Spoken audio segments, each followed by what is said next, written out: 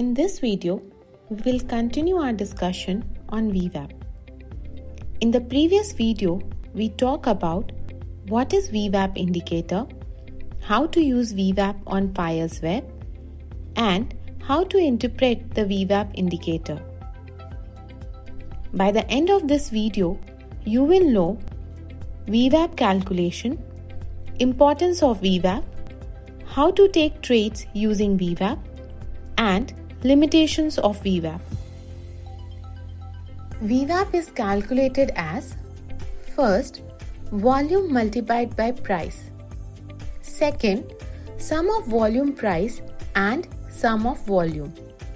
Third, sum of volume price divided by sum of volume, which gives the VWAP value as 217. VWAP level remains the same irrespective of time frame. Momentum-oriented price move takes place near VWAP region. Why VWAP is important?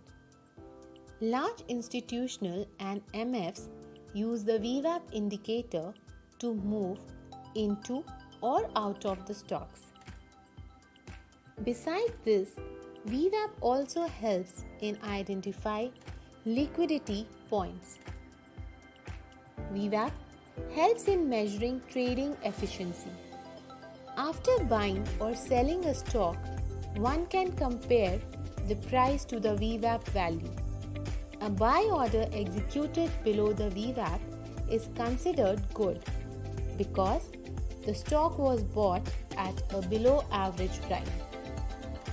Similarly, a sell order executed above the VWAP is considered good because the stock was sold at an above average price.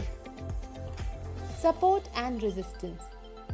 In intraday trading, one can use VWAP indicator for support and resistance. Price struggles a lot near the support and resistance of the VWAP region and then moves in the momentum. The extent of price movement is directly related to the time spent near the VWAP region.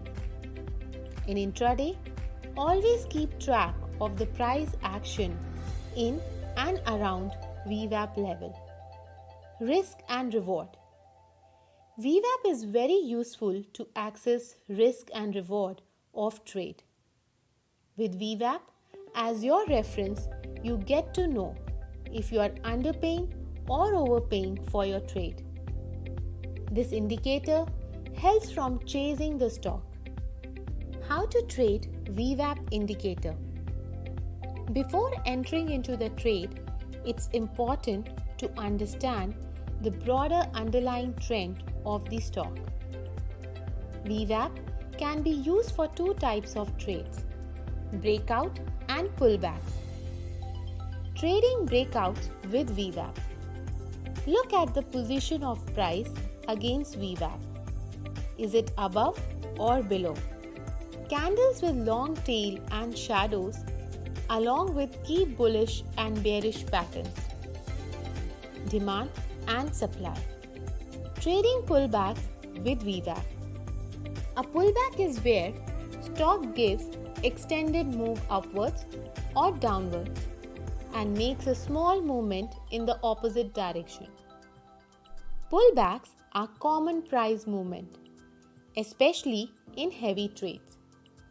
To trade a pullback, we need to find the stock in a clear uptrend or downtrend, continuously making higher highs and higher lows. The stock price makes a pullback to the downside, returning to the VWAP level on the chart. This is the chance to buy the stock at the daily average price. After you enter the long, you are looking for the price to continue the uptrend, gradually pulling the VWAP along with it. How to place a stop loss? A common mistake which a lot of people do is placing the stop loss a few points below the VWAP line. You will be stopped out often if you place your stop close to the VWAP. you should try to keep your stop loss on the other side of the chart levels. That level may be below a pivot point or recent support level. It's important to place stop loss at the logical level. If there is no major level, you can also look to keep the stop losses on the other side of a recent swing point. So, if you are long and stock is making higher highs and higher lows, then you can place your stop loss just below the previous swing low. Limitations of VWAP indicator. VWAP is considered a single day indicator. It restarts at the open of each new trading day. VWAP acts as a reference point for prices for one day only. For this reason, it is best suited for intraday analysis. VWAP is based on historical values and does not have predictive qualities. Thanks for watching.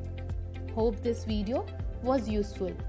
If you like our video, like, share and subscribe to our channel. Thank you.